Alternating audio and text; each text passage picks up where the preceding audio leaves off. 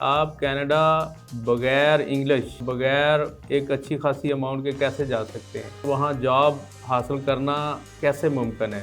Canada visa 10 साल का बेशुमार लोगों का लग भी गया है। अब इंग्लिश अगर आपको नहीं आती और आप आइल्ट्स से बचना चाहते हैं और कनाडा में जॉब भी हासिल करना चाहते हैं, तो उसका एक वाहिद हल यही है।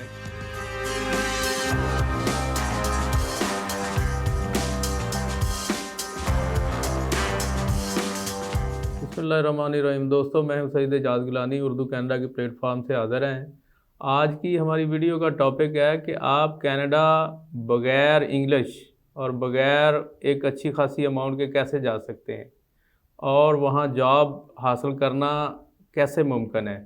बहुत सारे लोगों ने हमारे व्यूअर्स ने हमें सवाल भेजे कि जी मैं कनाडा कैसे जा सकता हूँ और मुझे इंग्लिश भी नहीं आती, मेरे पास इतने पैसे भी नहीं हैं।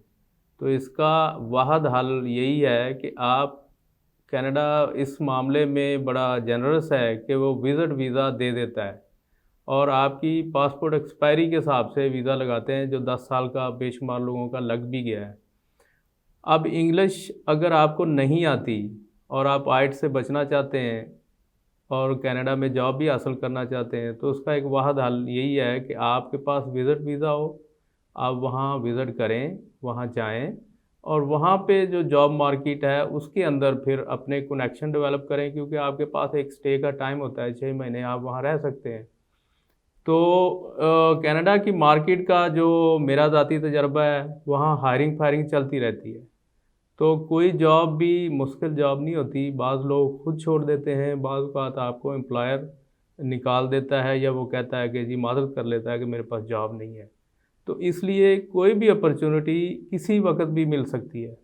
लेकिन अब मामला ये है कि अगर आप कनाडा से बाहर हैं, आप यहाँ पे नहीं हैं, तो फिर आपको वो अपॉर्चुनिटी हासिल करने में मुश्किल पेश आएगी, क्योंकि जब सारा प्रोसेस थ्रू एम्बेसी होगा, फिर उसी तरह वर्क परमिट के साथ आपको प्रोसेस करना पड़ेगा, तो वो एक मुश्किल हो जाएगी।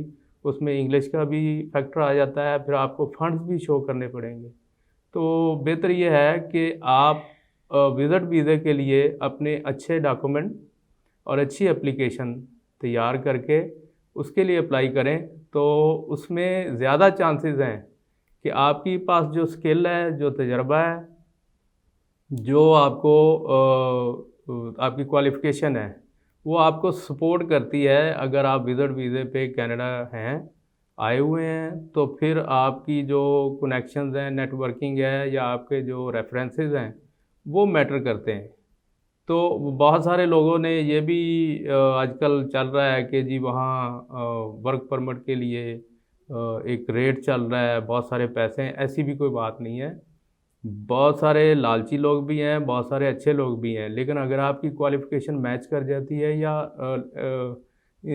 उन्हें फ़ौरी तौर पे वर्कर की ज़रूरत है, तो आप अगर मल्टी स्किल पर्सन हैं, तो फिर आपको वो जॉब मिलने के चांसेस बहुत बढ़ जाते हैं।